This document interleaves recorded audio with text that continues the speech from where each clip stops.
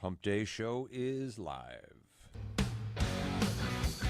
It's 5:05 and welcome into a Wednesday edition of the Carolina Journal News Hour. News Talk 1110 99.3 WBT. My name is Nick Craig. Good morning to you. Well, day 15 now of the government shutdown in Washington, D.C. as federal paychecks are set to go out to federal workers today. This would be the second pay period of the month, as the last one was on October the 1st. And according to House Speaker Mike Johnson in a news conference yesterday, he says there's nothing for him to negotiate, and we will watch what unfolds in Capitol Hill today. However, despite the federal government shutdown, the Senate passed its version of the fiscal year 2026 National Defense Authorization Act, known as the NDAA, last week, which includes funding for North Carolina military installations. It now clears the way for the House and Senate Armed Services Committee to negotiate a compromise bill and send it back to both chambers for a vote before it would go to President Donald Trump's desk for a signature. In addition to increasing funding for North Carolina's military installations, the bill includes numerous provisions to improve readiness and quality of life for troops, protecting the United States and strengthening alliances abroad. According to the Senate Armed Services Committee Chairman Roger Wicker, who is the Republican senator out of Missouri, he said in a press release last week, quote, "Today, the Senate passed one of the most important legislative priorities to enable the modernization of our military and strengthen our national security. This year's NDAA reflects the severity of the threat environment we find ourselves in, one that we have not faced since World War II. He said that the bill centers on two main themes: rebuild and reform, including advancements in things like drone technology, shipbuilding, and innovative low-cost weapons. The Senate Armed Services Committee chairman said, quote, "We have also set out to enact historic reforms in the Pentagon budgeting and acquisition process to unleash innovation and root out inefficiencies within the military."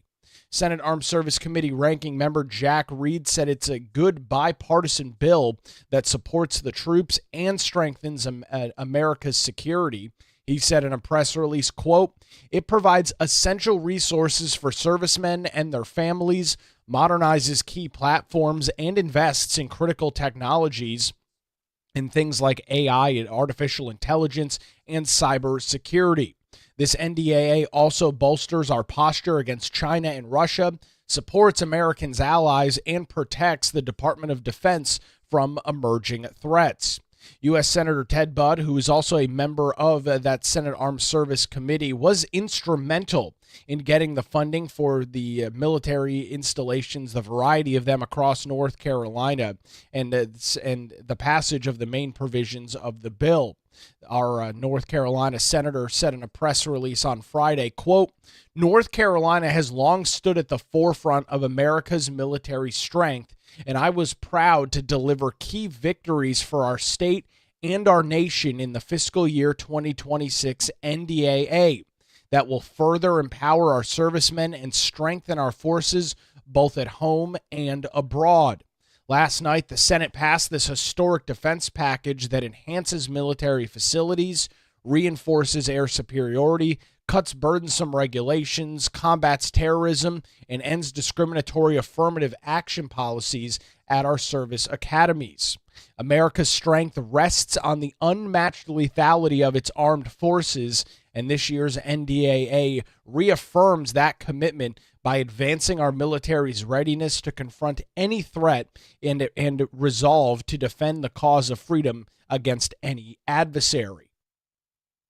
The senator from North Carolina, in Senator Budd, is bipartisan. Seized Iranian Arms Transfer Authorization Act was among the 55 amendments that were included and passed in the final NDAA. According to the press release, the amendment streamlines the process for taking ownership over confiscated Iranian weapons seized in transit to terror proxies like the Houthis in Yemen. It also bypasses a potential year-long legal process for the distribution of captured Iranian weapons and equipment held by U.S. Central Command, allowing it to be sent to the United States military partners around the globe. He also co-sponsored the bipartisan Comprehensive Operations for Unmanned Systems Neutralization and Threat Elimination Response.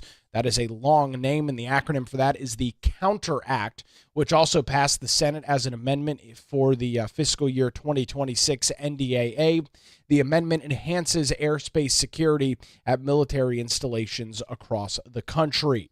Senator Ted Budd also championed several key priorities that he says were aimed at improving the quality of life for the military and their families, including an across-the-board 3.8% raise for military service members, creating a basic pilot program to improve basic allowances for housing rates for North Carolina service members and their families, prohibiting affirmative action in U.S. Service Academy admissions, cutting burdensome environmental regulations that prohibit the Defense Department from procuring basic items, as well as accelerating the development, prototyping, and the deployment of mobile nuclear mini-reactor systems to enhance energy resiliency and forward deploying power capability for U.S. military operations.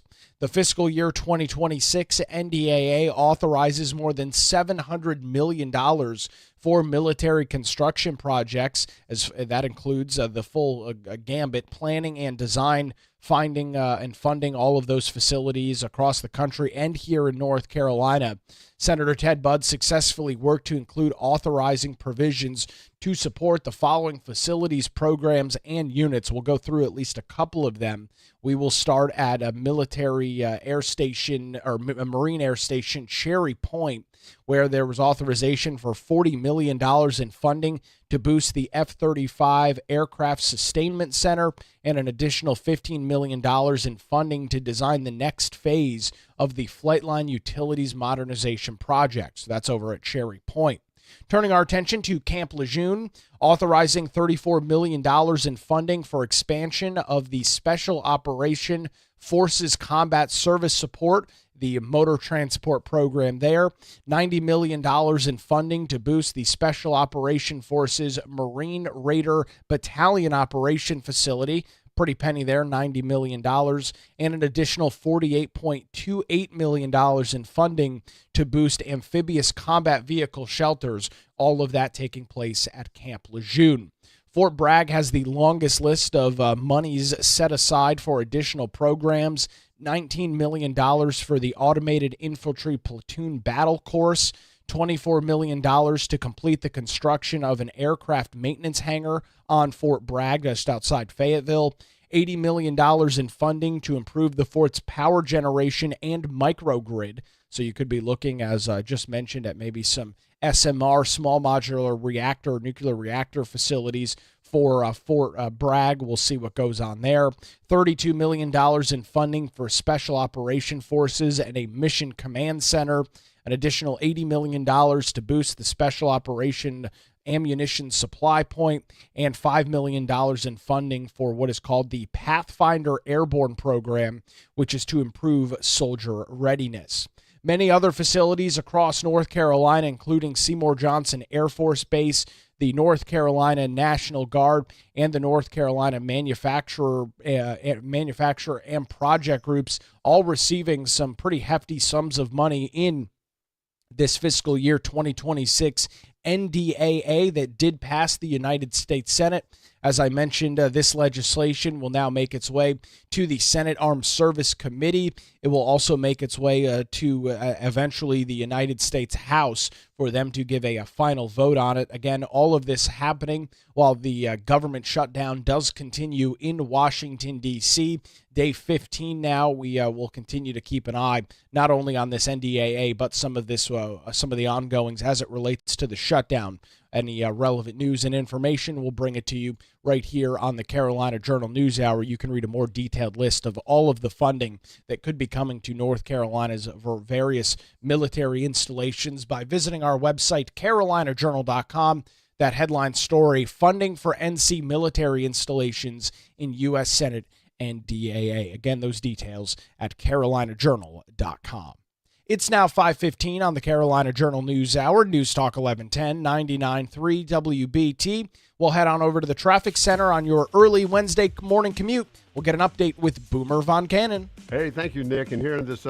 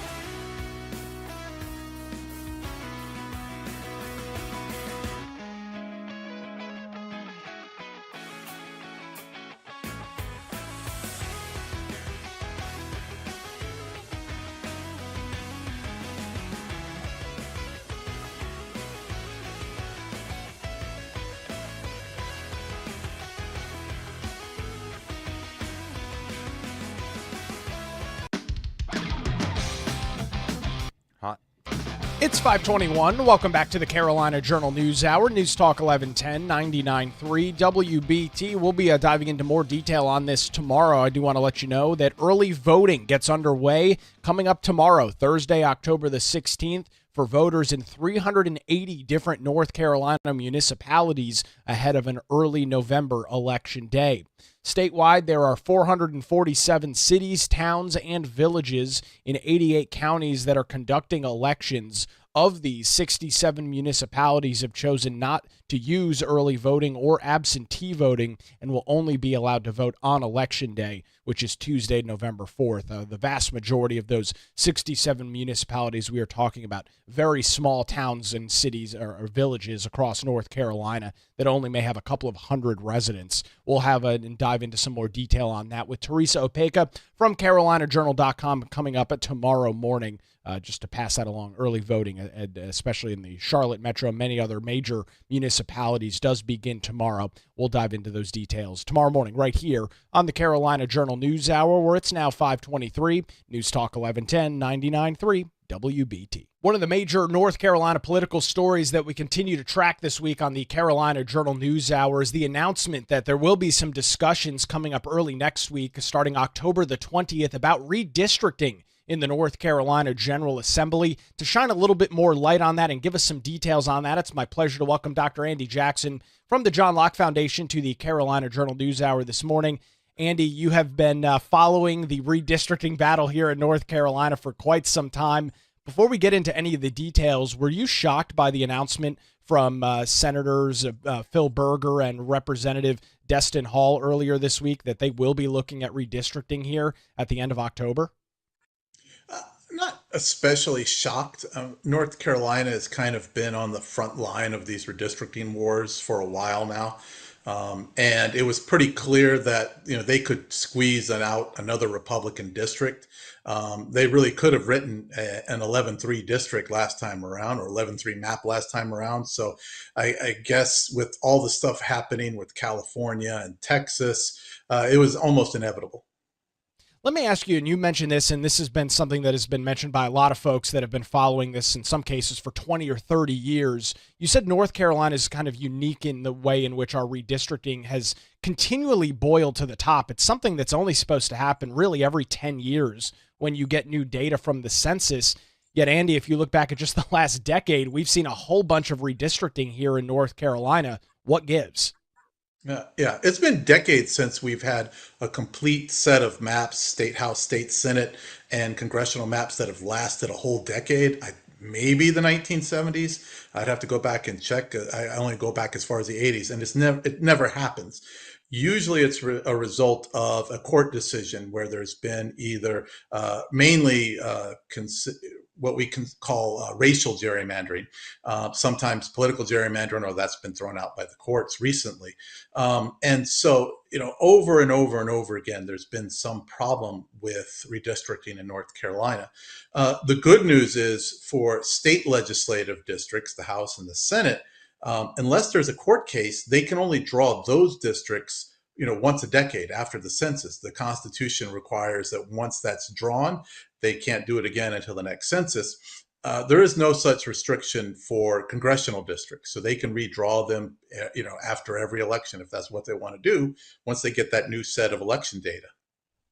Yeah, and so as we look at the process that is likely to unfold next week in the General Assembly, as all eyes appear to be on Congressional District Number 1. That's in the northeast half of the state. Democrat Don Davis is currently the representative there. He is a Democrat serving in Washington, D.C. Walk us through some of the details on that district and why that is something that the General Assembly is likely to look at. Well, the first district is one of the two traditional Voting Rights Act districts, for lack of a better word. It's the ones where blacks and Democrats are most likely to represent or elect a candidate of their choice. The other one was the 12th district. The 12th district is the one that used to snake all the way from Durham to Charlotte. Now it's concentrated in Charlotte. The first district is up in that northeast corner, And it is also the only really competitive district in the state.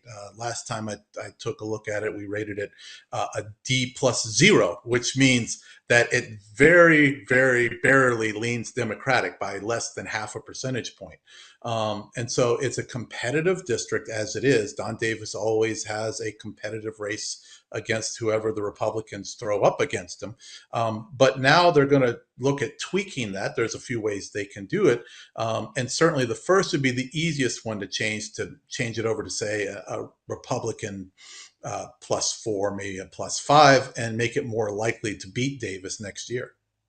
And so one of the terms that you have been using over the last couple of days describing this is dummy mandering. Andy, if you're going to make the first congressional district an R+5, you're going to have to find and draw in those Republican voters from somewhere else geographically close to the first congressional district. Is it accurate to say that you then have to weaken a district for a Republican to add some more Republican or conservative voters to that first district? Yeah, if you look at the map and you take a look at the voter distribution there, the two bordering districts are the 13th and the 3rd.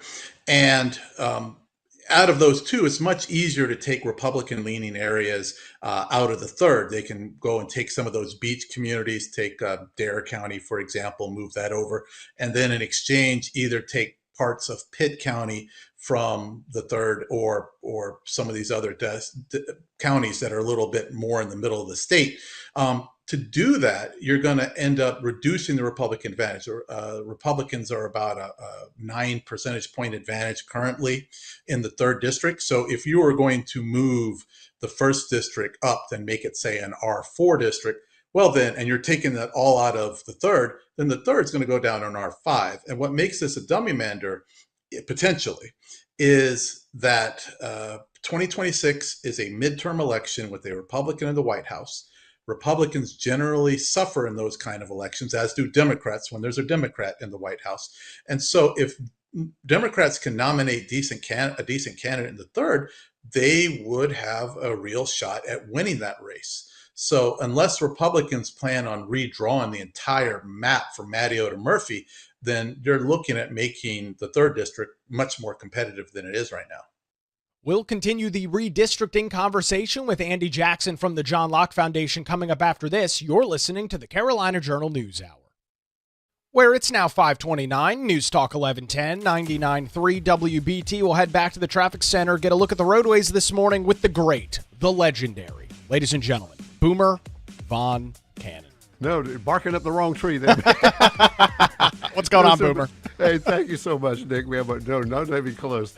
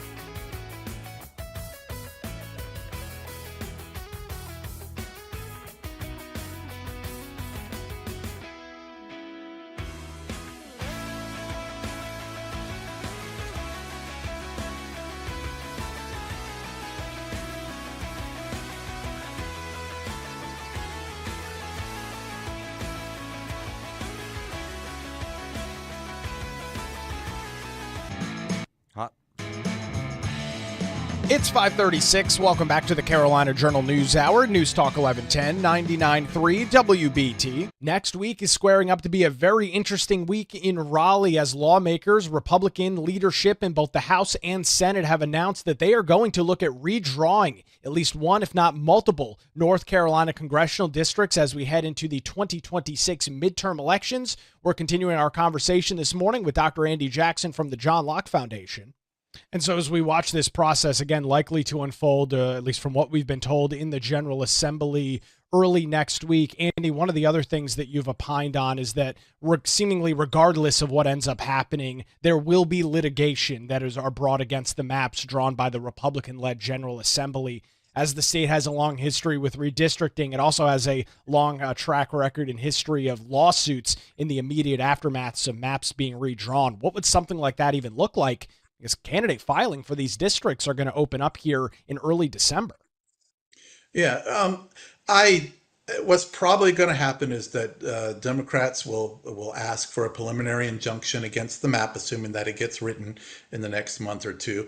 That will likely fail because the most recent cases that we've had have failed. And so to win a preliminary injunction, you have to demonstrate that you're likely to succeed. And we just had a case in the same part of the state with North Carolina Senate districts where that lawsuit was thrown out. The judge said that they didn't really prove their case. And since there's a lot of geographic overlap between that suit and any suit about the first district, I'm expecting that they'll probably fail getting a preliminary injunction. They'll have the election in 26 based on the new map, and then this case will probably be settled in 2027. Whether or not they win depends a lot on what happens within that district. So, for example, if they end up making the district less black in the course of making it more Republican, and they make it so that you split more counties, or they make it less compact, they make it so that the plaintiffs could demonstrate, hey, they could have drawn a much better map that has more black voters in it.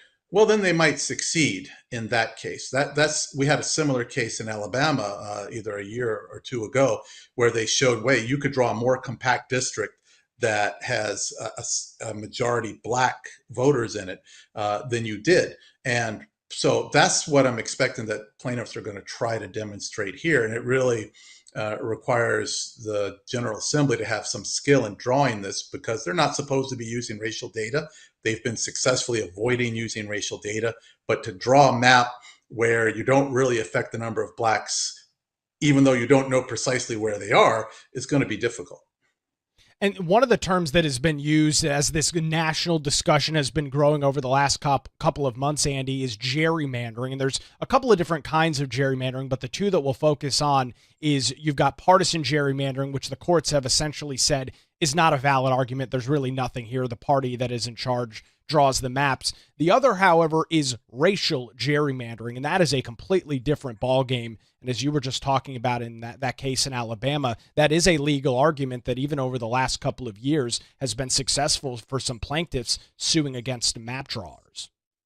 Yeah, well, and we have a case coming up that some people say is going to be a big test case coming out of Louisiana, where they drew a second majority black district. There's kind of a bracket that you have. You need to be able to demonstrate that you can draw reasonably compact districts that have majority black or a big proportion of black voters that they can elect candidates of their choice, but you can't show that you have made race the primary motive for drawing the district. And so that cuts both ways. We've had cases where we've had a majority black district that was thrown out because they were over concentrating on race in violation of the 14th Amendment Equal Protection Clause, which cuts both ways.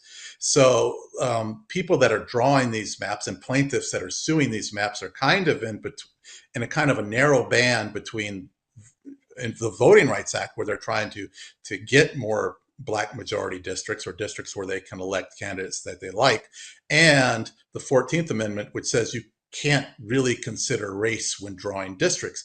And that is a very narrow path, both for drawing districts and succeeding in lawsuits.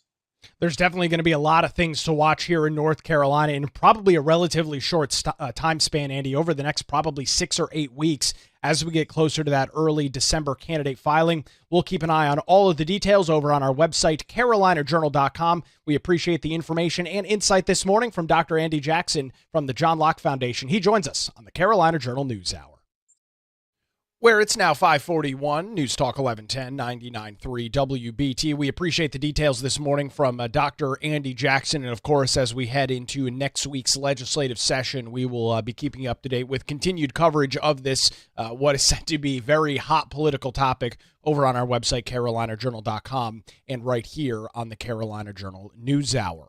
In some light statewide news this morning, the 157th Annual North Carolina State Fair opens tomorrow, Thursday, October the 16th. No relation there to the start of early voting, and runs through October the 26th.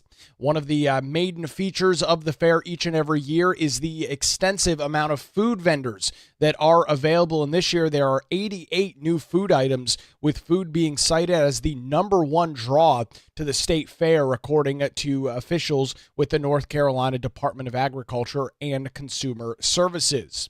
The North Carolina State Fair is the largest event in the state, according to state officials, and is a unique event that draws families and friends together over multiple generations. And folks from the Department of Agriculture say that they are very proud to be part of some of those cherished memories. It takes over a year to plan the state fair, and planning for next year's 2026 fair is already underway, while the 2025 state fair kicks off tomorrow. According to Steve Troxler, he says the fair is all about family fun.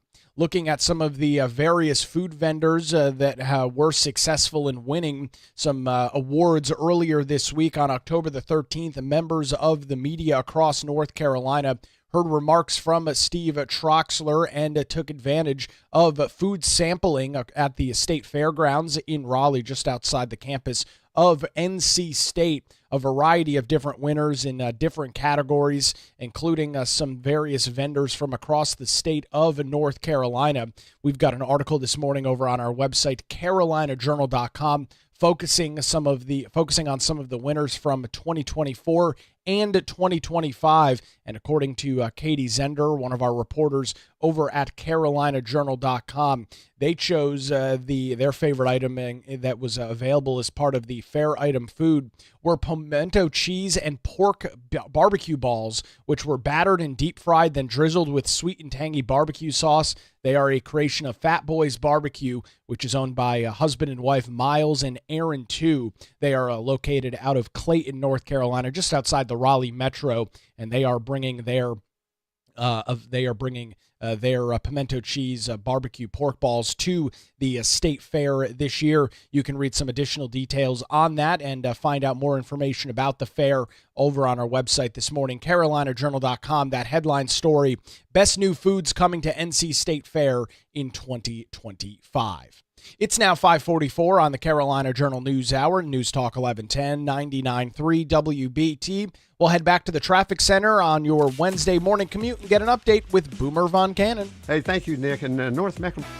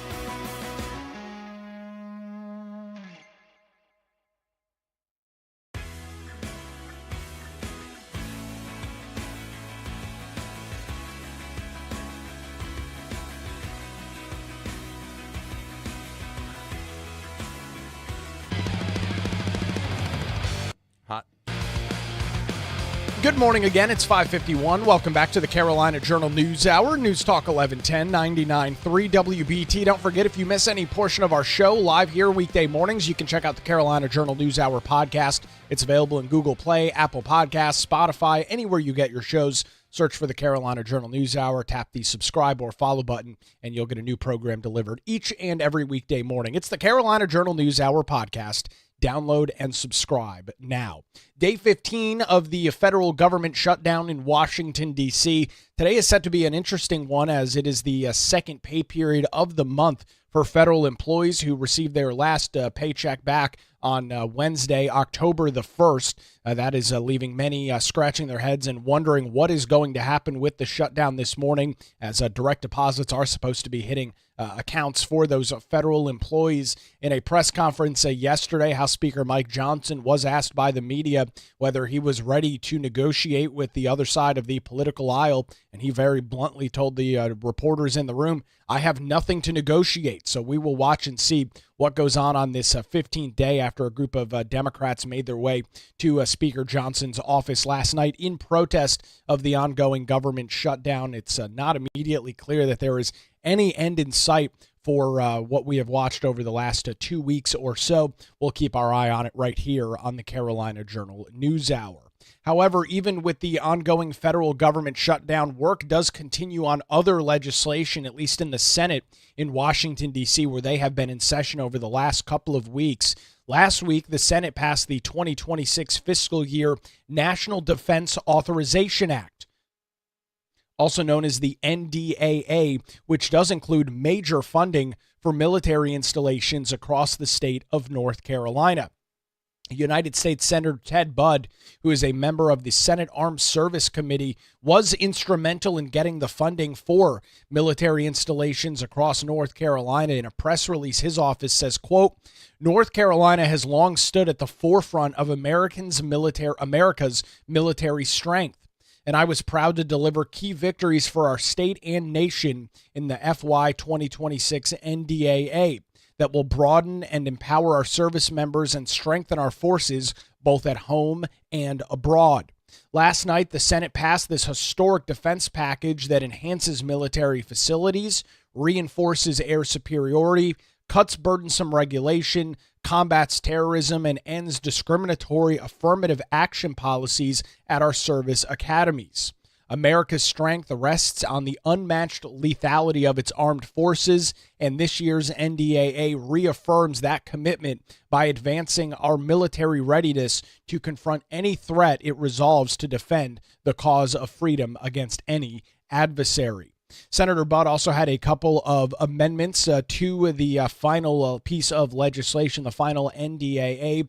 One of them included the Seized Iranian Arms Transfer Authorization Act, the short acronym for that, SEAS, and that was among some 55 amendments that were passed. That specific amendment gives the federal government a quicker process to take ownership over confiscated Iranian weapons that have been seized during transit to a variety of terror proxies across the globe, more predominantly the Houthis in Yemen, in which the United States has been successful in confiscating some of those military arms. The other, known as the Counter Act, which enhances airspace security at military installations domestically here in the United States.